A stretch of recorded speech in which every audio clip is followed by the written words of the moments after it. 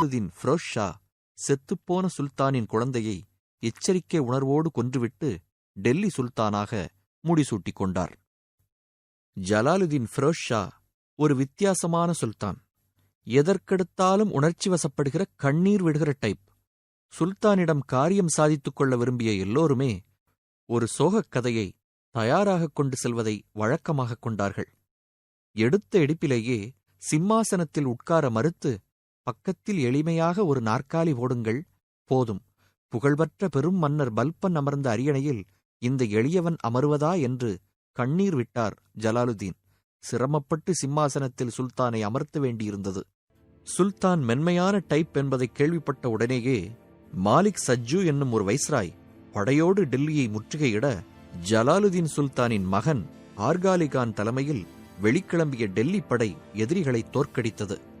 மாலிக் சஜ்ஜுவையும் மற்ற சேனாதிபதிகளையும் கழுத்துக்குப் பின்னால் மரக்கட்டைகளை வைத்து சங்கிலிகளால் பிணைத்து தந்தையின் முன் நிறுத்தினார்கள். அது தவறாகப் போய்விட்டது. பரிதாபமான நிலையில் எதிரிகளை பார்த்தவுடனே மன்னர் கண்களில் நீர். வைஸ்ராய் என்று நல்ல பெயர் எடுக்க வேண்டாமா? ஏன் இப்படி தவறான வழிக்குப் போகிறீர்கள் என்று கேட்டு அவர்களை விடுவித்து நல்ல புத்தி சொன்னார் சுல்தான் ஜலாலுதீன். தவிர அந்த துரோகிகளுக்கு விருந்தளித்து பரிசுகளும் தந்து அன்புடன் சுல்தான் அனுப்பியதைக் கண்டு அரசவையே தலையில் அடித்துக் கொண்டது. துணிச்சலான ஒரு கில்ஜி பிரபு, மேன்மைதாங்கிய சுல்தான் அவர்களே, தாங்கள் மதிக்கும் மன்னர் பல்பன் கூட துரோகிகளை மட்டும் எக்காரணம் கொண்டும் மன்னிக்கக் கூடாது என்று சொல்வது வழக்கம். இந்த வஞ்சகர்களின் கண்களையாவது தோண்டி எடுக்க அனுமதியுங்கள், இல்லாவிடில் நாளைக்கு எல்லோருக்கும் துணிச்சல் வந்துவிடும், அது ஆபத்து என்று வேண்டினார். நியாயமான வாதம். ஆனால் எனக்கு வயதாகிக் கொண்டிருக்கிறது. கல்லறையை நோக்கி நடந்து கொண்டிருக்கும் நான் மற்றவர்கள் இரத்தத்தை மிதித்துக் கொண்டு செல்ல விரும்பவில்லை என்று புன்னகையுடன் ஜலாலுதீனிடமிருந்து பதில் வந்தது. பிடிபட்ட ஒரு பெரும் கொள்ளைக்கார கூட்டத்துக்கு கூட புத்திமதி வழங்கி விடுதலை தந்த இந்த இளகிய சுல்தானுக்கும் ஒரு நாள் திடீரென்று மூட் அவுட் ஆனது. சித்தி மௌலா என்ற இஸ்லாமிய சித்தர் ஒருவர் தனக்கெதிராக சதி ஆலோசனைகள் செய்கிறார் என்று கேள்விப்பட்ட மாத்திரத்தில் அவரை இழுத்து வரச் செய்தார் மன்னர். அரசவையில் எல்லோர் முன்னிலையிலும் சித்திரவதை செய்யப்பட்டார் அந்த சித்தர்.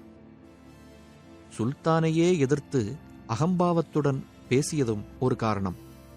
பிறகு அரசு ஆணைப்படி அவரை டெல்லி வீதியில் கிடத்தி யானையின் காலால் இடறச் செய்தார்கள். நிராயுதபாணியான நாடோடினான், இறைவனின் தொண்டனான என்னை இப்படி நடத்திய ஒரே குற்றத்திற்காக உன் கதியும் உன் வாரிசுகளின் கதியும் என்ன ஆகப் போகிறது பார் சுல்தான் என்று இறப்பதற்கு முன் ஆவேசமாக சாபம் தந்தார் சித்தர். சித்தி மௌலாவின் தலை சிதறிய மறுகணம் கரும் மேகங்கள் தலைநகரை சூழ்ந்து கொண்டன. திடீரென்று வெறித்தனமாக வீசிய புழுதிக்காற்றில் டெல்லி மேலும் இருண்டது. அன்றிலிருந்து ஓராண்டிற்கு, அதாவது கிபி 1291 மழை அடியோடு இல்லாமல் பெரும் பஞ்சத்தில் மக்கள் தவித்தனர். பலர் பட்டினியில் இறந்தனர். சுல்தானின் மூத்த வாரிசு கான் கனான் என்பவரும் நோய்வாய்ப்பட்டு இறந்தார். இதற்கெல்லாம் சித்தரின் சாபம்தான் காரணம் என்போரும் உண்டு. சித்தி மௌலாவுக்கு மட்டுமே ஏனோ கடுமையான தண்டனை வழங்கிய சுல்தான் மற்றபடி மிகுந்த இரக்க குணத்தோடுதான் ஆட்சி புரிந்தார். அதே சமயம் படையெடுத்து வந்த மங்கோலியர்களை வெற்றி கொண்டு தனக்கு வீரமும் உண்டு என்று நிரூபித்தார். தோல்வி கண்ட மங்கோலியர்களில் ஒரு பெரும் பகுதியினர் முஸ்லிம்களாக மதம் மாறி டெல்லியிலேயே நிரந்தரமாக குடியேறினார்கள். அவர்களின் தளபதிகளில் ஒருவனுக்கு தன் மகளையும் இரக்கத்துடன் மணம் செய்து வைத்தார் சுல்தான் ஜலாலுதீன். அமைதியை விரும்பிய இந்த மென்மையான சுல்தானையும் விதி விட்டு வைக்கவில்லை. அளவு கடந்த தேவையில்லாத இரக்க குணமே அவருக்கு ஆபத்தாக முடிந்தது.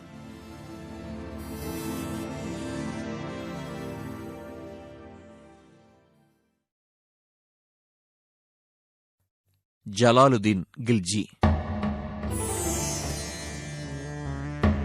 வஞ்சகத்தின் மறு உருவம்.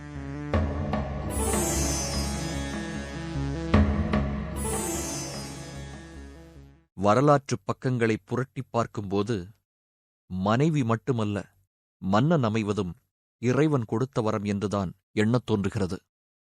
குத்புதீன் ஐபக்கும் இல்துத்மிஷும் அடிமைகளாக வாழ்க்கையை ஆரம்பித்து பிற்பாடு திறமை மிகுந்த அரசர்களாக உயர்ந்தார்கள். மாமன்னர் பல்பனுக்குப் பிறகு ஆட்சிக்கு வந்த கெய்குபாத் மிக விரைவில் கெட்டுச் சீரழிந்தார். சில இஸ்லாமிய அரசர்கள் இந்துக்களைத் தேர்ந்தெடுத்து துன்புறுத்தினார்கள். சில சுல்தான்களோ குத்திச் சாய்ப்பதற்கு முன் இந்துவா முஸ்லீமா என்றெல்லாம் பார்த்ததில்லை. கஜினி முகமது இறந்த பிறகு சுல்தான் அலாவுதீன் ஹுசேன் படையெடுத்துச் சென்று கஜினி மாநகரை தீக்கிரையாக்கித் தரைமட்டமாக்கினார். இவரின் மருமகன்தான் கோரி முகமது. பல்லாயிரக்கணக்கான இஸ்லாமிய குடிமக்கள், பெண்கள், குழந்தைகள் உட்பட இரக்கமில்லாமல் வெட்டிக் கொல்லப்பட்டார்கள்.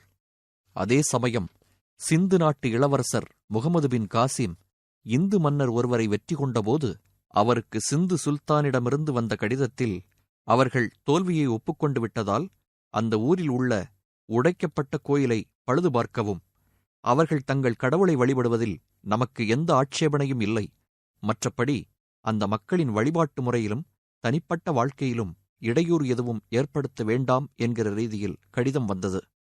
டெல்லியை பிற்பாடு ஆண்ட சுல்தான் சிக்கந்தர் லோடி ஜான்பூரில் ஆட்சி புரிந்து வந்த முஸ்லிம் மன்னரை வென்றதைத் தொடர்ந்து அந்த ஊரில் இருந்த மசூதிகளை உடைத்துத் தள்ள ஆணையிட்டதாக சரித்திர குறிப்பு உண்டு. டெல்லி சுல்தான் முகமது துக்ளக் இறந்த பிறகு பட்டத்திற்கு வந்த ஃபிரோஸ் துக்ளக் ஆட்சியில் இந்துக்களின் கோயில்கள் உடைக்கப்பட்டன. அதே சமயம் இந்து மதம் பற்றிய நூல்களை அரபு மொழியிலும் பாரசீக மொழியிலும் மொழிபெயர்க்கவும் தக்க ஏற்பாடுகள் செய்தார் ஃபிரோஸ். பிற மதத்தினரின் வழிபாட்டுத் தலங்களை உடைப்பதைக் கடமையாக கருதிய மன்னர்களும் உண்டு, கொள்ளையடிக்க ஒரு சாக்காக பயன்படுத்தியவர்களும் உண்டு. சிலர் கோயில்களை உடைப்பதை தங்கள் வெற்றியின் அறைகூவலாக மட்டும் கருதினார்கள். பிற முஸ்லிம் மன்னர்கள் நாட்டிலுள்ள மசூதிகளை சில சுல்தான்கள் உடைத்ததற்கு இதுதான் காரணம்.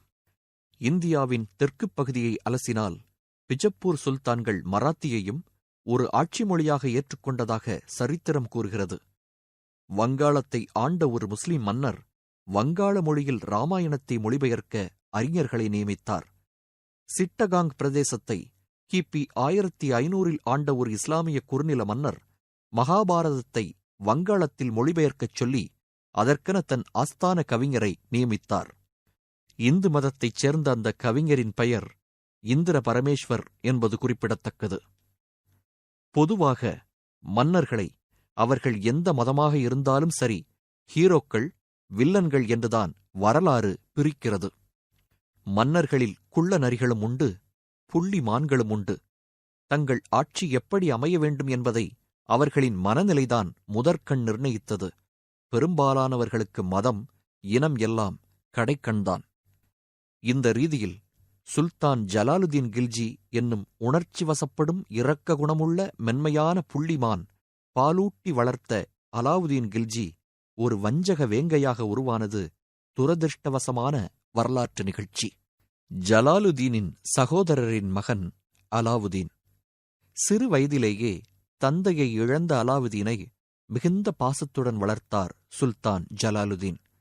வயதுக்கு வந்தவுடன் இன்றைய அலகாபாத்தின் சுற்றுப்புறமாயிருக்கும் காரா பகுதிக்கு தன் வைஸ்ராயாக நியமித்தார். தன் மகளையும் அலாவுதீனுக்கு மணம் செய்வித்தார். கிபி 1292 மால்வா பகுதியை வெற்றி கொண்டு சூறையாடிய செல்வத்தை ஜலாலுதீன் காலடியில் சிறு மலையாக குவித்து பவ்யமாக வணங்கி நன்றி நாடகம் போட்டார் அலாவுதீன். பெருமிதத்தில் ஆழ்ந்த சுல்தான் பதில் மரியாதையாக மருமகனுக்கு அயோத்தி நகரை பரிசாக அளித்தார். 2 ஆண்டுகள் கழிந்தன. திடீரென்று 8000 குதிரை வீரர்களை அழைத்துக் கொண்டு தெற்கு நோக்கி புயலெனக் கிளம்பினார் மருமகன் அலாவுதீன் கில்ஜி. பிற்பாடு தௌலதாபாத் என்று அழைக்கப்பட்ட தேவகிரி நாட்டில் அந்தப் படை சூறாவளியாக பாய்ந்தது. மன்னர் ராமச்சந்திரதேவ் எதிர்ப்பு எடுபடவில்லை.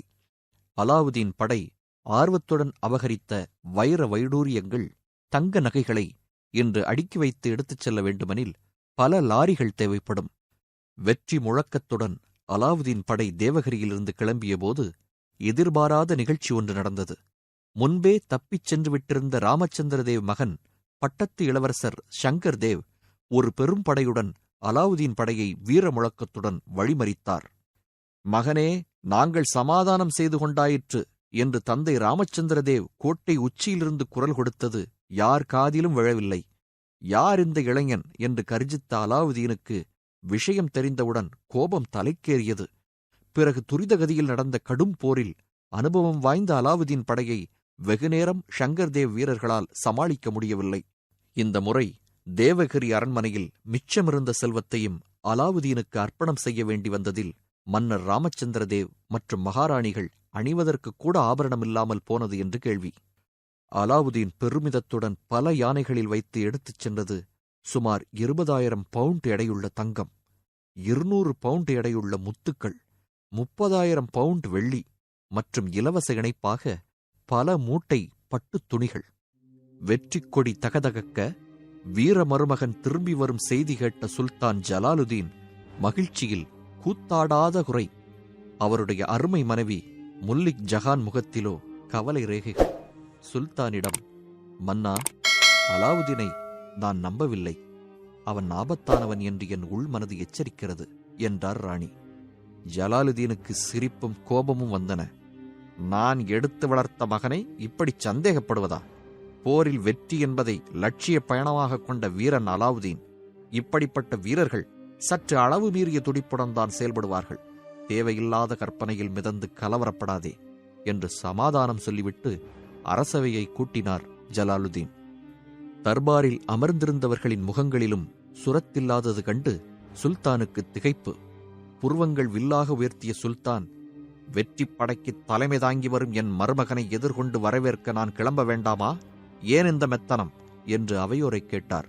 அறிவு கூர்மையும் துடிவும் கொண்ட முல்லிக் அகமது ஹபீப் என்ற அமைச்சர் எழுந்து வணங்கிவிட்டு, மேன்மை தாங்கிய சுல்தானிடம் சற்று வெளிப்படையாக பேச விரும்புகிறேன். அலாவுதீனிடம் நாம் சற்று எச்சரிக்கையாக இருப்பது நல்லது என்பது என் எண்ணம். முதலில் அலாவுதீன் தங்கள் அனுமதி இல்லாமலேயே தெற்கு பகுதிக்கு படையெடுத்தார் என்பது குறிப்பிடத்தக்கது. அப்படி செய்ய வேண்டிய அவசரம்தான் என்ன? அவர் எடுத்து வரும் அளவுக்கு அதிகமான செல்வம் மேன்மை தங்கிய சுல்தானுக்கா, அல்லது தன்னை பலப்படுத்திக் கொள்ளவா? இளவரசரை தாங்கள் வரவேற்பதற்கு பதிலாக ஒரு படையுடன் சென்று வழிமறிப்பது இந்த சூழ்நிலையில் நல்லது என்று தோன்றுகிறது. தேவகிரியிலிருந்து கொண்டு வரப்படும் செல்வத்தின் கனம் தாங்காமல் திணறிக் கொண்டிருக்கும் அலாவுதீன் படை அந்த மூட்டைகளை விட்டுவிட்டு நம் படைக்கு எதிராக வாளை தூக்க விரும்ப மாட்டார்கள். நேரடி மோதலை தவிர்த்து பதுங்கத்தான் பார்ப்பார்கள். மொத்தத்தில் அலாவுதீனை புரிந்து கொள்ள இது ஒரு வாய்ப்பு என்று விளக்கமாக பேசினார் அமைச்சர் ஹபீப். பாசம் ஒரு போதைப் பொருளாக மூளையை பேதலிக்கச் செய்திருந்ததால் அமைச்சரின் அறிவுரை சுல்தானின் முகத்தில் சுளிப்பைதான் வரவழைத்தது. இது கண்ட மற்ற அமைச்சர்கள் சற்று பின்வாங்கி ஜால்ராக்களை கையில் எடுத்தார்கள். சுல்தான் எரிச்சலுடனும் புன்னகையுடனும் பேச ஆரம்பித்தார். அமைச்சர்களே, முல்லிக் அகமது ஹபீப் சொன்னதில் எனக்கு உடன்பாடில்லை. அலாவுதீனை என் மார்பில் அணைத்து வளர்த்தவன் நான். அவன் எனக்கு துரோகமிழைப்பான் என்று சொல்வது நானே எனக்கு துரோகமிழைத்துக் கொள்வேன் என்று சொல்வதைப் போல. ஆகவே வெற்றிக் கனியோடு வரும் நம் வீரப்படையை வரவேற்க நானே நேரடியாகச் செல்ல முடிவெடுத்துள்ளேன். சுல்தான் முடிவாக அறிவித்ததும் சபை கலைந்தது. அமைச்சர் ஹபீப் முகத்தில் வேதனை. அறிவு என்னும் ஒளியை பாசம் என்னும் கிரகணம் பிடித்துவிட்டது. அறிவுரைகள் எப்படி எடுபடும் என்று குமுறிக்கொண்டே அவர் வெளிநடப்பு செய்ததாக கூறப்படுகிறது. சுல்தான் ஜலாலுதீன் கில்ஜி தன்னை வரவேற்க கிளம்பி வரும் செய்தி அலாவுதீனுக்கு போய்ச் சேர்ந்தது. துரிதமாக கங்கை நதியை கடந்து கரையோரமாக பெரும் கூடாரம் போட்டு வரப்போகும் மாமனுக்கு வரவேற்பு வளைவுகள் அமைத்தார் அலாவுதீன்.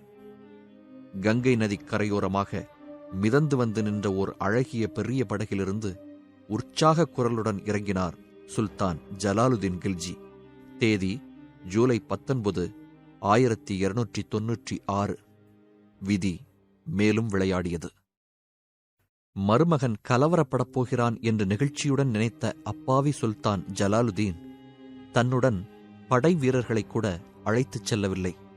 நெருங்கிய ஆலோசகர்கள் சில அமைச்சர்கள் மட்டுமே கூட இருந்தார்கள். அவர்களையும் படகிலேயே இருக்கச் சொல்லிவிட்டு இரு கைகளையும் நீட்டியவாறு அலாவுதீன் என்று சொல்லிக்கொண்டே முன்னேறினார் அந்த 82 வயதான சுல்தான். கூடாரத்திலிருந்து வெளியே வந்து அவரை எதிர்கொண்ட அலாவுதீன் சுல்தானை நெருங்கியவுடன் உணர்ச்சிகரமாக குனிந்து அவர் பாதங்களைத் தொட்டு வணங்கி ஓரக்கண்ணால் தன் தளபதிகளை பார்த்து தலையசைத்தார். மன்னரும் மிகுந்த அன்புடன் குனிந்து அலாவுதீனின் தோளை தொட்டு தூக்க முகமது பின் சலீம் என்னும் அலாவுதீனின் மெய்க்காவலன் பின்னாலிருந்து வாளை உயர்த்தி சுல்தான் முதுகில் பாய்ச்சினான். எதேச்சையாக மன்னர் நகர அவர் தோள்பட்டை அருகில் தோலை கிழித்தது வாள். அலறி திரும்பிய சுல்தான், துரோகி அலாவுதீன் என்று கதறியவாறு தட்டு தடுமாறி படகை நோக்கி ஓடத் துவங்கினார். விடாதீர்கள் என்று அலாவுதீன் ஆணையிட, எக்தியாருதீன் என்னும் ஒரு காவலாளி ஓடிச் சென்று அந்த முதிய மன்னரின் முடியை பிடித்து கீழே தள்ளினான். ஐயோ என்று பரிதாபமாக மன்னரிடமிருந்து கிளம்பிய கதறல் சில வினாடிகள்தான் கேட்டது. இந்த முறை அடியாளின் வாழ்வீச்சில் சுல்தான் ஜலாலுதீன் கில்ஜியின் தலை முழுமையாக துண்டிக்கப்பட்டு விட்டது. பிறகு ஒரு ஈட்டியில் அந்த தலையை பொருத்தி அலாவுதீன் அருகில் அடியாட்கள் நிறுத்தினார்கள். அந்த வினாடியில் புது சுல்தானாக பதவி உயர்வு பெற்ற அலாவுதீன் கில்ஜியின் வாயிலிருந்து குபீர் என்று சிரிப்புச் சத்தம் கிளம்பியது. ஒட்டுமொத்தமாக அரேபிய, பாரசீக மற்றும் முஸ்லிம் வரலாற்று ஆசிரியர்கள் அலாவுதீன் நிகழ்த்திய இந்த நயவஞ்சகச் செயலை கொடூரமானது, மன்னிக்கவே முடியாதது, சரித்திரத்தில் மிக கேவலமான கொலைகளில் ஒன்று என்றெல்லாம் குறிப்பிட்டு குமுறுகிறார்கள். அலாவுதீன் கில்ஜியின் நன்றிகட்ட இந்த வெறிச்செயலை இறைவன் மன்னிக்கவில்லை. முதுகில் வாளைச் செலுத்திய தளபதி முகமது பின் சலீம் அதற்குப் பிறகு ஓராண்டுதான் உயிர் வாழ்ந்தான். கடுமையான தொழுநோயால் பாதிக்கப்பட்டு பார்வை இழந்து உடல் முழுவதும் அழுகி எலும்பும் தோலுமாக துடித்து இறந்தான் அவன். சுல்தான் தலையை துண்டாடிய எக்தியாருதீனுக்கு மனநிலை பாதிக்கப்பட்டது. ஐயோ, என்னை கொல்ல வருகிறார்கள் என்று தொடர்ந்து இரவும் பகலும் பைத்தியம் பிடித்து அலறி பிறகு கவனிப்பாரில்லாமல் செத்துப்போனான் அவன். ஆரம்பத்தில் வெற்றிகள் சூழ்ந்து கொண்டாலும் கடவுளின் தண்டனை அலாவுதீன் கில்ஜிக்காக காத்திருந்தது. அது செயல்பட சற்று காலம் பிடித்தது என்பதுதான் வித்தியாசம்.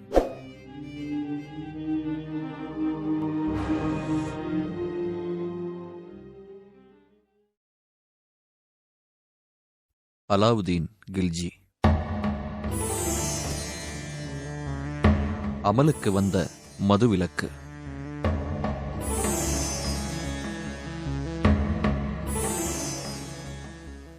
ராணி முல்லிக் ஜஹான் எச்சரித்ததையும் அமைச்சர் அகமது ஹபீப் வெளிப்படுத்திய கவலையையும் அலட்சியப்படுத்தினார் சுல்தான் ஜலாலுதீன் கில்ஜி. மகாராணியும் மந்திரியும் பயந்தபடியே விபரீதம் நிகழ்ந்தது. சுல்தான் பாசத்துடன் வளர்த்த கடா முதுகில் பாய்ந்து அவர் உயிரையே குடித்த கொடுமை பற்றி காசிம் ஃபெரிஷ்டா போன்ற பல வரலாற்றாசிரியர்கள் வேதனையுடன் குறிப்பிடுகிறார்கள். சுல்தான் ஜலாலுதீன் தலை கீழே துண்டிக்கப்பட்டு வீழ்ந்தவுடன் உடனடியாக அலாவுதீன் படை டெல்லியை நோக்கி வேகமாக முன்னேறியது. செய்தி கேள்விப்பட்ட ராணி முல்லிக் ஜஹான் அவை பெரியவர்களிடம் ஆலோசனை செய்யாமல் தப்பாக காய் நகர்த்தினார். தன் மகன் ருக்னுதீன் இப்ராஹிமை அவசரமாக தூக்கிக் கொண்டு வந்து அரியணையில் அமர்த்தினார். ஆம், தூக்கிக் கொண்டுதான். காரணம், இப்ராஹிம் 10 வயது நிரம்பாத பாலகன். முல்தான் பிரதேசத்தின் நிர்வாகத்தை ஏற்றிருந்த மூத்த மகன் ஆர்காலிகான் நல்ல வீரர். அவரை உடனடியாக ராணி அழைத்திருந்தால் அலாவுதீனை சற்றேனும் சமாளித்திருக்கலாம். ஆனால் தன் செல்வாக்கு போய்விடுமோ என்று ராணி அச்சப்பட்டாரோ என்னவோ, ஒரு குட்டிப் பையன் தலையில் அசந்தர்ப்பமான சூழ்நிலையில் மகுடம் ஏறியது. தொடர்ந்து தன் படை வீரர்களை பார்த்து, அந்த துரோகி அலாவுதீனை விரட்டி அடியுங்கள் என்று விஷயம் புரியாமல் ஆணையிட்டாள் ராணி முல்லிக் ஜஹான். எதிர்க்கப் போகிறார்கள் என்று தகவல் வந்தவுடன், எல்லோரையும் வெட்டித் தள்ளிவிட்டு அரண்மனைக்குள் செல்வோம் சுல்தான் என்று அலாவுதீனின் தளபதிகள் பரபரத்தனர். அவசரம் வேண்டாம். அரண்மனைக்குள்ளே மந்திரி பிரதானிகளும் வெளியே மக்களும் நம்மீது ஏகமான எரிச்சலில் இருக்கிறார்கள். இத்தனை வெறுப்புக்கு நடுவே அரண்மனைக்குள் போய் நான் நிம்மதியாக தூங்க முடியாது. எதற்கும் கூடாரம் அமைத்து ஓய்வெடுப்போம். வேடிக்கை பாருங்கள். வாளை உயர்த்த வேண்டிய அவசியம் இருக்காது என்றே நினைக்கிறேன் என்றார் அலாவுதீன் விஷம புன்னகையோடு. உடனடியாக கூடாரங்கள் பூத்தன. அமெரிக்கையாக அமர்ந்து மற்றவர்களுடன் மதுக்கோப்பையுடன் சற்று நேரம் ஓய்வெடுத்த அலாவுதீன் தன் மெய்க்காவலனை அழைத்து, தங்க நாணயங்கள், நகைகள், வைர வைடூரியங்கள் கொண்ட 100கணக்கான மூட்டைகளில் ஒன்றில் தங்க உருண்டைகள் இருக்கும். அந்த மூட்டையை கொண்டு வா, கூடவே ஒரு உண்டிவில் என்று ஆணை பிறப்பித்ததைக் கண்டு தளபதிகள் ஒன்றும் புரியாமல் விழித்தனர். பிறகுதான் அந்த அதிசயம் நடந்தது. ஒரு மூட்டையை திறக்கச் செய்த அலாவுதீன் ஒவ்வொரு தங்க உருண்டையாக எடுத்தார். அவற்றை உண்டிவில்லில் பொருத்தி அரண்மனையை நோக்கி எய்ய ஆரம்பித்தார். அரண்மனைப்படை வீரர்கள் மத்தியிலும் மக்கள் மத்தியிலும் விற்றென்று தங்க உருண்டைகள் ஜொலித்தவாறு பறந்து சென்று விழுந்தன. சில வினாடிகளில் எதிர்த்தரப்பில் களேபரம். வாட்களை வீசி எறிந்துவிட்டு ராணியின் படைவீரர்கள் ஓடி வந்து தங்க உருண்டைகளை பொறுக்க ஆரம்பித்தார்கள். மக்களும் ஆர்வத்துடன் இந்த சேகரிப்பில் சேர்ந்து கொண்டனர். வந்திருப்பவர் எதிரியல்ல, வள்ளல் என்ற செய்தி மின்னல் வேகத்தில் பரவியது. பிறகென்ன, ஒட்டு மொத்தமாக அரண்மனைப்படை அலாவுதீன் பக்கம் கட்சி மாறியது. நிராதரவான ராணி முல்லிக் ஜஹான் தன் மூத்த மகன் ஆர்காலிகான் தங்கியிருந்த முல்தான் பிரதேசத்திற்கு ஓட வேண்டி வந்தது. இப்படியாக ஒரு துளி வியர்வை கூட சிந்தாமல் கம்பீரமாக ஆஸ்தான மண்டபப் படிகளேறி அரியணையில் அமர்ந்தார் அலாவுதீன் கில்ஜி. முடிசூட்டு விழா நடந்தது. அக்டோபர் 3 கிபி 1296. அமர்ந்த கையோடு தன் நெருக்கமான வீரர்களை அழைத்த அலாவுதீன் கில்ஜி, இப்ராஹிம் சுல்தானை கைவிட்டுவிட்டு நம்மிடம் வந்த முக்கிய அமைச்சர்கள், தளபதிகளை உடனே தீர்த்துக் கட்டுங்கள். இப்படி கட்சி மாறும் துரோகிகள் எப்போதுமே ஆபத்தானவர்கள் என்று ஆணையிட்டார்.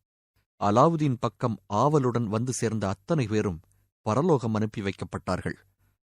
முல்தான் நாட்டிற்கு ஓடிய அரச குடும்பத்தையும் சுல்தான் மறக்கவில்லை, மன்னிக்கவும் இல்லை. ஜாஃபர் கான் என்ற தளபதியின் தலைமையில் அலாவுதீன் அனுப்பிய படை கிளம்பிச் சென்று அவர்களை சிறைபிடித்தது. ஆர்காலிகானும் இளம் இப்ராஹீமும் கொல்லப்பட்டனர். இதுபோன்ற விஷயங்களில் அலாவுதீன் உச்சகட்ட கொலைவரியுடன் நடவடிக்கை எடுப்பதில் இரக்கப்பட்டதே இல்லை. மிக மிக நெருங்கிய விசுவாசிகளைத் தவிர யாரையும் அவர் நம்பியதும் இல்லை, விட்டு வைத்ததும் இல்லை. வஞ்சகம் மட்டுமல்ல, வீரமும் ஏராளமாக இருந்தது அலாவுதீனுக்கு. கிளர்ந்தெழுந்த பல சிற்றரசர்கள் சுல்தானின் வாழ்வீச்சில் ஓட்டமெடுத்தார்கள்.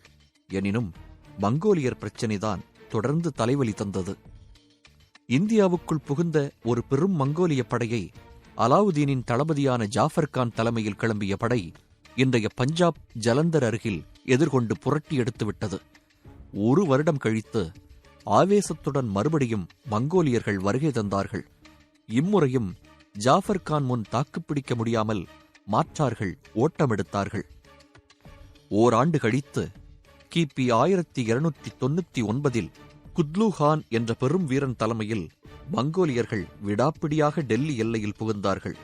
எதிர்ப்பட்ட சுல்தான் படையின் தலைமையில் ஜாஃபர் கானை பார்த்தவுடன் மறுபடியும் இந்த தளபதியா என்று மங்கோலியர்களுக்கு வெறுத்துவிட்டது. ஒரு தனிநபர் அரணாக நின்று வீரப்போர் புரிந்தார் ஜாஃபர் கான். அவர் தலைமையில் மற்ற வீரர்களும் பிரமாதமாக வாள் சுழற்றினார்கள். அப்போது தந்திரமாக ஒளிந்திருந்த எதிரிப்படையின் இன்னொரு பகுதி பின்புறமாக வந்து சூழ்ந்து கொள்ள மங்கோலிய வியூகத்தில் சிக்கினார் ஜாஃபர் கான். ஒரு வினாடி திகைத்த ஜாஃபர் கானுக்கு நிலைமையின் விபரீதம் புரிந்தது. மறுகணம் குதிரையில் அமர்ந்திருந்த அந்த வீரரின் வாள் நாலாபுறமும் அனாயாச வேகத்தில் சுழல ஆயிரக்கணக்கில் சூழ்ந்து கொண்ட மங்கோலிய படை வீரர்களால் ஜாஃபர் கானை நெருங்க முடியவில்லை. திணறிப்போன குத்லுகான் முதலில் அந்த குதிரையை கொன்று தள்ளுங்கள் என்று அலறினார். தன் எஜமானுக்காக ஆவேசமாக ஒத்துழைத்த அந்த அற்புதமான குதிரை மீது ஏராளமான ஈட்டிகள் பாய்ந்தன. செத்து வீழ்ந்தது அந்த விசுவாசமான குதிரை. சமாளித்து எழுந்து நின்ற ஜாஃபர் கானின் வாளையும் ஒரு ஈட்டி வீழ்த்தியது. வாட்போரில் மட்டுமல்ல, வில் வித்தையிலும் தேர்ந்தவர் ஜாஃபர் கான். ஒரு வில்லை எடுத்துக்கொண்டு விடாமல் போரை தொடர்ந்தார் அவர். அவரிடமிருந்து சீறிப் பாய்ந்த அம்புகள் மங்கோலியர்களை சிதற அடித்தன. குத்லுகான் பிரமித்துப் போனான். குரலை உயர்த்தி, ஜாஃபர் கான், நீ ஒரு மாவீரன். நீ இறப்பதை நான் விரும்பவில்லை. தயவு செய்து சரணடைந்து விடு. தனிப்பட்ட முறையில் உன்னை நான் என் நண்பனாக ஏற்றுக்கொள்ள தயார் என்று அறிவித்தான். தளபதி என்கிற முறையில் என் பணியை செய்யும் போது மரணம் நிகழ்ந்தால் அதைவிட பெருமை எனக்கு கிடைக்காது என்று ஜாஃபர் கானிடமிருந்து பதில் வந்தது. அதற்கு மேலும் பொறுக்க மாட்டாத மங்கோலிய தளபதி குத்லுகான் லேசாக கலங்கிய கண்களுடன் தலையசைக்க நூற்றுக்கணக்கான மங்கோலிய வீரர்கள் ஏக காலத்தில் பாய்ந்து கடைசி வினாடி வரை தன் தலைவன் அலாவுதீன் கில்ஜிக்காக போரிட்ட ஜாஃபர் கான் என்ற அந்த மாவீரரை வெட்டிச் சாய்த்தார்கள். ஜாஃபர் கானின் வீரத்தை பார்த்து திகைத்துப் போன மங்கோலியர்கள் என்ன நினைத்தார்களோ, அந்த வீர தளபதி வீழ்ந்த பிறகு எதிரிப்படை ஏனோ திரும்பிச் சென்று விட்டது. அதற்குப் பிறகு பல ஆண்டுகள் தங்கள் குதிரைகள் தடுமாறினாலோ முரண்டு பிடித்தாலோ ஜாஃபர் கான் ஆவி எதிர்பட்டிருக்கும் என்று மங்கோலியர்கள் சொல்வது வழக்கமாக இருந்ததாக சரித்திர ஆசிரியர்களால் கூறப்படுகிறது. தன்னைத் தவிர இன்னொருவர் ஹீரோவாக கருதப்படுவதை அலாவுதீனால் தாங்க முடியாது. ஜாஃபர் கான் வீரத்தை 4 பேர் புகழ்ந்தது அலாவுதீன் மனதில் கொஞ்ச காலமாக பொறாமை தீயை மூட்டியிருந்தது. அந்த மாவீரர் தனக்காக உயிர்விட்ட செய்தி வந்தவுடன், அப்பாடா, ஒளிந்தானா ஜாஃபர் கான் என்ற விஷம் தோய்ந்த வார்த்தைகள் சுல்தானிடமிருந்து வந்தன. அலாவுதீனின் கொலைவெறி தொடர்ந்து நீடித்தது. மறைந்த சுல்தான் ஜலாலுதீன் காலத்திலிருந்து இஸ்லாமிய மதம் மாறி டெல்லி அருகே வாழ்ந்து கொண்டிருந்தனர் பல்லாயிரக்கணக்கான மங்கோலியர்கள். அவர்களில் சிலர் தன்னை கொல்ல திட்டம் போட்டதாக கேள்விப்பட்டார் சுல்தான். விளைவு, புதிய முஸ்லீம்கள் என்று அழைக்கப்பட்ட அந்த பல்லாயிரக்கணக்கான நிராயுதபாணிகளை அலாவுதீனின் படை சூழ்ந்து கொண்டது. ஒரே நாளில் 30,000 பேர் ஈவு இரக்கமில்லாமல் வெட்டி வீழ்த்தப்பட்டனர். தொடர்ந்து பிரச்சினை தந்து கொண்டிருந்த குஜராத் பிரதேசத்தை நோக்கி அலாவுதீன் படை கிளம்பியது. எவ்வளவோ வீரத்தோடு போர் புரிந்தும் ராஜபுத்திர அரசர் ராய் கர்ணதேவாவினால் சுல்தான் படையை சமாளிக்க முடியவில்லை. குஜராத் சுல்தான் கையில் விழுந்தது. கூடவே அழகு, கவர்ச்சி, புத்திசாலித்தனம் நிறைந்த ஓர் அடிமையும் வந்து சேர்ந்தான். அலியான இவன் பெயர் மாலிக் கஃபூர். இந்த அடிமை ஒரு இந்து, பிறகு முஸ்லீமாக மதம் மாறியவன். அலியாக இருந்தாலும் மாலிக் கஃபூர் ஒரு பெரும் வீரன், போர்த்தந்திரங்களில் தேர்ந்தவன். இது தெரிந்த அலாவுதீனுக்கு ஏக மகிழ்ச்சி. கஃபூரை பிரதம தளபதி அளவிற்கு பதவி உயர்வு தந்து அவன் மீது எக்கச்சக்கமான நம்பிக்கை வைத்தார் சுல்தான். அதற்கேற்ப சென்ற இடமெல்லாம் வென்று திரும்பினான் மாலிக் கஃபூர். ராஜஸ்தானில் உள்ள சித்தூரில் நடந்தது சரித்திர பிரசித்தி பெற்ற போர். முனைப்பாக நடந்த இந்த யுத்தத்தில் ராஜபுத்திர படை தோற்று ராணா ரத்தன் சிங் உயிரிழந்ததை கேள்விப்பட்ட சித்தூர் ராணி பத்மினியும் மற்ற அந்தப்புற பெண்களும் தீக்குளித்து உயிர் தியாகம் செய்தார்கள். சித்தூரை வெற்றி கண்ட அலாவுதீனின் படை தெற்கு நோக்கிக் கிளம்பியது. கோதாவரி நதிக்கரையில் உள்ள தேவகிரி ராஜ்யம், தெலுங்கானா பகுதி, வாரங்கல், மைசூர் பிரதேசங்களை ஆண்ட மன்னர்கள் எல்லோரும் அலாவுதீனிடம் அவரது தளபதி மாலிக் கபூரிடமும் தோற்றுப்போனார்கள். பிறகு மாலிக் கஃபூர் படை தெற்கே மதுரையில் புகுந்தது. மாரவர்மன் குலசேகர பாண்டியனின் 2 மகன்களான சுந்தரபாண்டியனுக்கும் வீரபாண்டியனுக்கும் இடையே நிலவிய கோஷ்டிச் சண்டை மாலிக் கஃபூர் வேலையை சுலபமாக்கியது. தெற்கு படையெடுப்பை வெற்றிகரமாக முடித்துக் கொண்டு டெல்லிக்கு திரும்பினான் மாலிக் கஃபூர். கூடவே ஏராளமான செல்வத்தோடு 600 யானைகளையும் 20,000 குதிரைகளையும் கைப்பற்றி சுல்தானுக்கு பரிசாக எடுத்துச் சென்றான் இந்த தளபதி. தன் நம்பிக்கைக்குரிய தளபதிக்கு மேலும் பதவி உயர்வு, பரிசுகள் தந்து பாராட்டினார் அலாவுதீன் கில்ஜி. தொடர்ந்து போரில் வெற்றிகள் குவிய குவிய சுல்தான் தலை கனத்துப் போனது. அகம்பாவம் அதிகமானது. தன்னை 2ஆம் அலெக்சாந்தர் என்று அவ்வப்போது கர்வத்துடன் சொல்லிக்கொள்ள ஆரம்பித்தார் அலாவுதீன். குதுப் மினாரை தூக்கிச் சாப்பிடும் உயரத்திற்கு இன்னொரு மினாரை கட்டுவேன் என்று முழங்கிய சுல்தான் அதற்கான வேலைகளை துவங்கினார். ஆண்டவன் சித்தம் வேறு விதமாக இருந்தது. எத்தனையோ அரசுகளை வெற்றி கொண்ட சுல்தானால் குதுப் மினாரை வெற்றி கொள்ள முடியவில்லை. அரைகுறையாக முதல் மாடி வரை மட்டுமே எழும்பிய ஒரு அரைகுறை மினாரை இன்றும் நாம் குதுப் மினார் அருகே காணலாம். நினைத்திருந்தால் அலாவுதீனால் இன்னொரு பல்பனாக உருவெடுத்திருக்க முடியும். ஆனால் துரதிருஷ்டவசமாக பல்பனின் நிதானமான, தீர்க்கமான சட்டதிட்டங்களுக்கு மதிப்பு தரும் அணுகுமுறை அலாவுதீனிடம் காணப்படவில்லை. இருப்பினும் அலாவுதீன் ஆட்சியில் விலைவாசிகள் கட்டுக்குள் இருந்தன. ஒரு பஞ்சம் ஏற்பட்ட போதும் அத்தியாவசிய பொருட்கள் மக்களுக்கு முறையாக விநியோகிக்கப்பட்டன. வியாபாரிகள் இரவு நேரத்தில் கூட பயமில்லாமல் தங்கள் சரக்குகளுடன் நாடு முழுவதும் பயணித்தனர். ஒரு கொள்ளைக்காரர் கூட நாட்டில் இல்லாததுதான் காரணம். போக போக அதிகார போதை தலைக்கேற என்னால் எதையும் சாதிக்க முடியும் என்ற எண்ணம் அலாவுதீன் கில்ஜி மூளையில் மேலோங்கியது. மது அருந்துகிறோம் பேர்வழி என்று கூட்டமாக பிரபுக்கள் சங்கமிக்கிறார்கள். சதித்திட்டங்கள் உருவாக இதுவும் காரணம் என்று முடிவெடுத்த சுல்தான் உடனே சாம்ராஜ்யத்தில் பூரண மதுவிலக்கை அமலுக்கு கொண்டு வந்தார். முதல் ஆளாக தன் மதுக்கோப்பைகளையும் ஜாடிகளையும் தர்பாருக்கு கொண்டு வந்து கீழே போட்டு உடைத்தார். ஆனால் மதுவிலக்கு திட்டம் தோல்வியை தழுவியது. டெல்லி சந்து பொந்துகளிலெல்லாம் கள்ளச்சாராயம் காய்ச்ச ஆரம்பித்ததுதான் காரணம். கடைசியில் அலாவுதீன் கில்ஜியின் கிறுக்குத்தனம் அளவுக்கு மிஞ்சியது. யாருக்கும் தோன்றாத விபரீத எண்ணம் விஷச் செடியாக அலாவுதீன் மனதில் துளிர்விட்டது. தன்னை கடவுளின் ஒரு தூதர் என்று ஏன் அழைக்கக்கூடாது என தனக்குத்தானே கேட்டுக்கொண்டார் சுல்தான். அலா உல் முல்க் என்னும் டெல்லியில் நீதிபதி ஸ்தானத்தில் உள்ள முதிர்ந்த மரியாதைக்குரிய அறிஞரை அழைத்து இது பற்றி கருத்து கேட்டார். திகைத்துப் போனார் பெரியவர் முல்க்.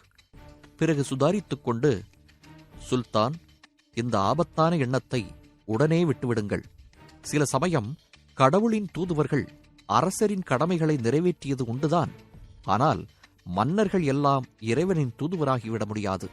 மன்னர்கள் இன்று வருவார்கள், நாளை போவார்கள். ஆனால் அல்லாஹ் ஆட்சி நிரந்தரமானது, முடிவு இல்லாதது என்று துணிவுடன் நிமிர்ந்து நின்று எடுத்துச் சொல்ல, சபையில் இருந்த அடிவருடிகள் சிலர் முதியவரின் தலை அவ்வளவுதான் என்று முடிவு கட்டினார்கள். ஆனால் சுல்தான் வெகுநேரம் அந்த அறிஞரின் முகத்தை ஊடுருவி பார்த்தார். பிறகு மெல்ல தலையசைத்து, நீங்கள் சொல்வது சரிதான், தவறு செய்துவிட்டேன் என்று ஒப்புக்கொண்ட அலாவுதீன் கில்ஜி பெரியவருக்கு பரிசுகள் தந்து கௌரவித்து மரியாதையுடன் திருப்பி அனுப்பினார்.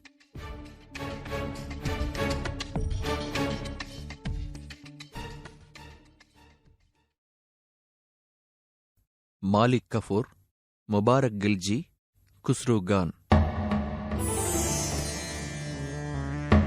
அதப்புறத்து ஆண்கள்.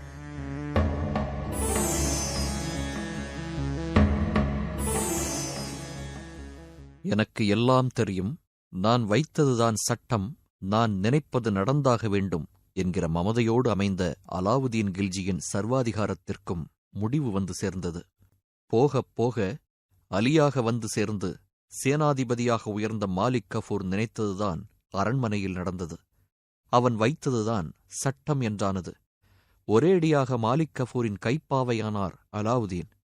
வஞ்சகத்தையும் தேவையில்லாத கொலைவரியையும் முக்கிய ஆயுதங்களாக பயன்படுத்திய அலாவுதீனின் கடைசி காலம் பரிதாபமானது. திடீரென்று சுல்தானை வியாதிகள் பீடித்தன.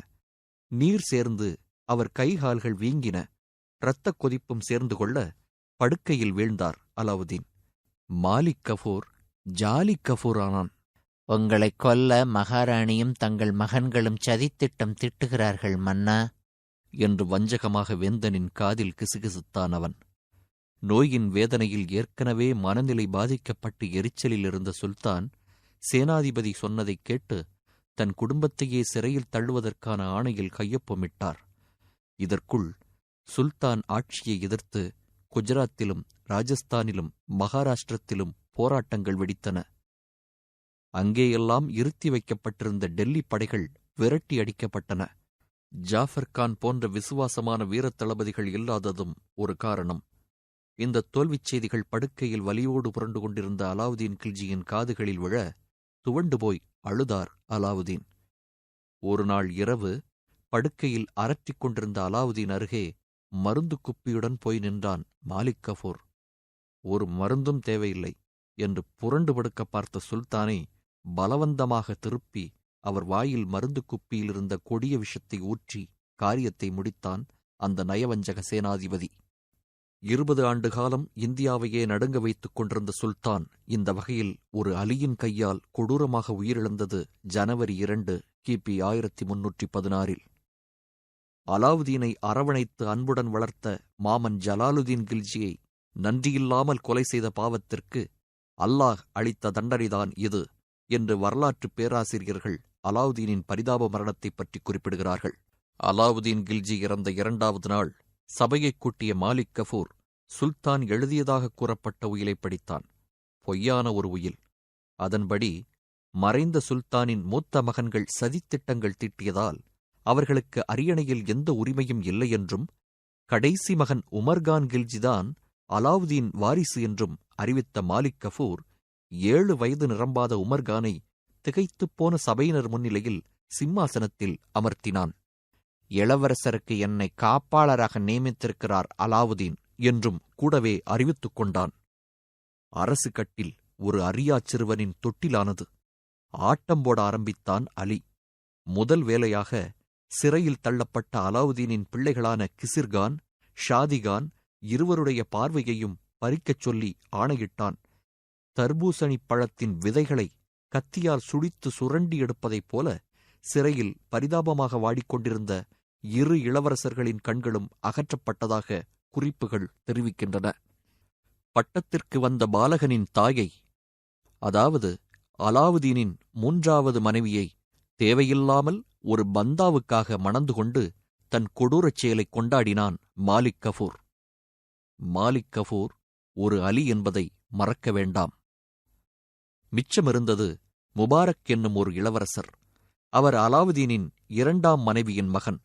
அந்த இளவரசர் மாலிக் கஃபூரின் நினைவுக்கு வர அரண்மனையில் ஓர் அறையில் காவலில் வைக்கப்பட்டிருந்த முபாரக் தலையைச் சீவச் சொல்லி ஆணை பிறந்தது. சில வீரர்கள் முபாரக் தங்கியிருந்த அறையை நோக்கி கிளம்பிச் சென்றார்கள். எப்படியோ இந்த விஷயம் முபாரக் காதிற்குப் போய்விட, அந்த ஆபத்தான தருணத்திலும் அந்த இளவரசரின் மூளை வேலை செய்தது. தான் அணிந்து கொண்டிருந்த நெக்லஸை கழற்றி அதிலிருந்த முத்துக்களையும் வைரங்களையும் பீய்த்து எடுத்து கதவுக்கு வெளியே கொலைகாரர்கள் காலடியோசை கேட்ட மாத்திரத்தில் உருட்டித் தள்ளினார் இளவரசர் முபாரக். உருண்டு வந்து பரவிய வைரங்களுக்காக வராண்டாவில் வெட்டுக்குத்தி ஏற்படும் அளவுக்கு அடியாட்களுக்குள் அடிதடி நிகழ ஆரம்பித்தது. அந்த சமயம் பார்த்து அங்கு வந்து சேர்ந்த ஒரு மெய்க்காவலன், நன்றி மறந்து மன்னரின் மகனைக் கொல்ல வெட்கமாயில்லையா உங்களுக்கு? மாலிக் கஃபூர் ஒரு துரோகி, அந்த ஈனப்பிறவிக்கு அல்லவா நாம் தண்டனை தர வேண்டும் என்று எடுத்துச் சொல்ல, இளவரசரை கொல்ல வந்த வீரர்கள் மனம் மாறினார்கள். வந்த வழியே உருவிய வாட்களுடன் திரும்பினார்கள். இம்முறை மாலிக் கஃபூரின் படுக்கை அறையை நோக்கி. கூடவே அந்த வீரர்கள் மாலிக் கஃபூருக்கு நெருக்கமான சில அந்தப்புற அலிகளையும் அழைத்துச் சென்றார்கள். அலிகள் அணிந்திருந்த வளையோசை கேட்ட மாலிக் கஃபூர் கதவை திறக்க, உள்ளே பாய்ந்த வீரர்கள் திடுக்கிட்டு ஓடி தப்பிக்க பார்த்த கஃபூரை கண்டந்துண்டமாக வெட்டித் தள்ளினார்கள். அலாவுதீன் இறந்து சரியாக 35வது நாளில். மேன்மை தங்கிய இளவரசர் அவர்களே என்று குரல் கேட்டுத் திரும்பிய முபாரக், மாலை மரியாதைகளோடு மந்திரி பிரதானிகள் தன் அறைக்கதவை திறந்து கொண்டு உள்ளே வந்து நின்றதை பார்த்ததும், மாலிக் கஃபூர் எங்கே என்று நடுங்கியவாறு கேட்டார். அந்த ஆஸ்தான துரோகியை பரலோகம் அனுப்பியாகிவிட்டது என்று பதில் வந்தது. மகிழ்ச்சியில் துள்ளிய முபாரக் தர்பாருக்கு வந்து சிம்மாசனத்தில் அமர்ந்து விளையாடிக் கொண்டிருந்த சிறுவன் உமர் கில்ஜியை செல்லமாகத் தட்டிக் கொடுத்துவிட்டு, தம்பியே ஆளட்டும், நான் அவனுக்கு பாதுகாப்பாக இருக்கிறேன், எனக்கெதற்கு அரியணை என்றார். அந்த வார்த்தை 2 மாதங்கள்தான் நீடித்தது. நாட்டை பல பிரச்சனைகள் சூழ்ந்திருக்கும் இச்சமயத்தில் நான் மன்னனாக அமர்ந்தால்தான் மக்களுக்குச் சற்றேனும் பயமாக இருக்கும் என்று அறிவிப்பு செய்துவிட்டு சிறுவனை கீழே இறக்கி மகுடத்தை தன் தலையில் சுட்டிக் கொண்டார் முபாரக் கில்ஜி. 3 மாதங்கள் மட்டுமே ஆட்சி செய்த குழந்தை உமர் கில்ஜியை சிறைச்சாலைக்கு அழைத்துச் சென்று 2 கண்களிலும் பழுக்க காய்ச்சின இரும்பை பதித்து கொடுமை புரிந்தார்கள் முபாரக்கின் அடியாட்கள். ஆகஸ்ட் 1316 பட்டத்திற்கு வந்த சுல்தான் முபாரக் கில்ஜியை அரசர் என்பதை விட அரியணைக்கு வந்து சேர்ந்த ஒரு அவமானச் சின்னம் என்று அழைக்கலாம். எடுத்த எடுப்பில் சிறையிலிருந்த 17,000 கைதிகளுக்கு ஒட்டுமொத்தமாக விடுதலை தந்து தான் பட்டத்திற்கு வந்ததை கொண்டாடினார் சுல்தான் முபாரக். விடுதலையானவர்களில் பாதிக்கு மேல் கொலைகாரர்கள், கொள்ளைக்காரர்கள். பிறகு இராணுவ வீரர்கள் எல்லோருக்கும் 6 மாத போனஸ் அளிக்கச் சொல்லி சுல்தானிடமிருந்து ஆணை வந்தது. அதோடு அந்தப்புறம் சென்று அமர்ந்தவர்தான். அடியோடு நாட்டை மறந்து போனார் இந்த அரசர். சுல்தானின் 4 ஆண்டுகால ஆட்சியில் குடிப்பது, சல்லாபிப்பது தவிர வேறு எதுவும் அவர் செய்ததாகத் தெரியவில்லை என்று முபாரக் கில்ஜியின் ஆட்சியை விமர்சிக்கிறார் வரலாற்றாசிரியர் ஜியாவுதீன் பரானி. இந்நேரத்தில்தான் அந்தப்புறத்தில் ஒரு அலங்கோலம் நிகழ்ந்தது. காமக் களியாட்டம் என்பது பெண்களோடுதான் என்ற நேர்வழியை மறந்தார் சுல்தான். தனக்கு சேவகம் புரிய குஜராத்திலிருந்து கொண்டுவரப்பட்ட மல்லிக் குஸ்ரு என்னும் இந்து இளைஞனிடம் காதல் வயப்பட்டார் முபாரக் கில்ஜி. அந்தப்புறம் என்பது இந்த 2 ஆண்களுக்கு மட்டும் என்ற நிலைமை தலையிலடித்துக் கொள்ளும் வகையில் தலைகீழாக மாறியது. மல்லிக் குஸ்ருவின் புதிய சேவகத்தில் புல்லரித்துப் போன முபாரக் அவனை தன் பிரதம மந்திரியாக ஆக்கிக் கொண்டார். மற்ற பிரபுக்களும் பிரதானிகளும் முகம் சுளித்ததைக் கண்டு, என் சொந்த விஷயத்தில் யாரும் தலையிட வேண்டாம், குஸ்ரு ஒரு இந்து என்பதால் தானே உங்களுக்கு வைத்தறிச்சல் என்று சொன்ன சுல்தான் தன் நண்பனை அழைத்துக் கொண்டு வந்து அங்கேயே குஸ்ருவை மதம் மாறச் சொல்லி ஆணையிட்டார். உடனே தன் பெயரை குஸ்ரு கான் என்று மாற்றிக்கொண்டதாக அறிவித்தான் மல்லிக் குஸ்ரு.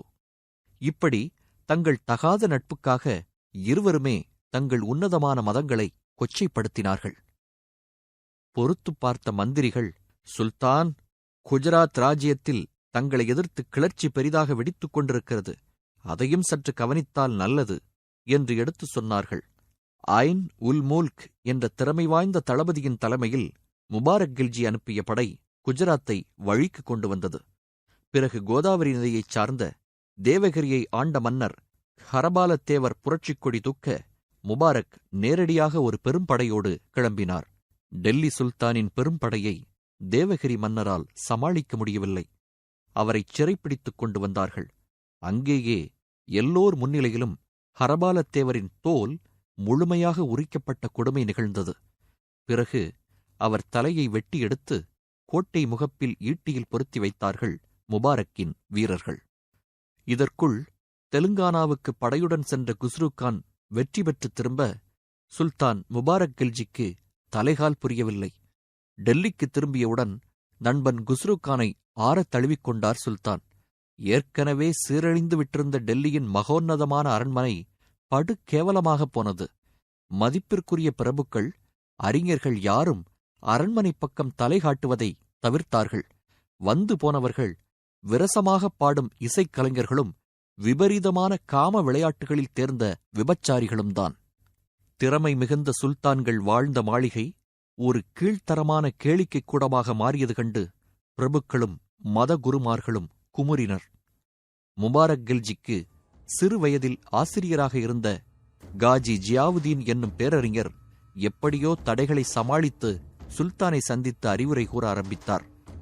பாட்டு கேட்டுக் கொண்டிருந்த குஸ்ருகான் அழகிய மங்கை போல உடையணிந்து கொண்டு உதட்டுச் சாயம் பூசிக்கொண்டு ஒய்யாரமாக உள்ளே நுழைய அந்தக் கணமே முபாரக் கில்ஜியின் அறிவு அடியோடு மழுங்கியது.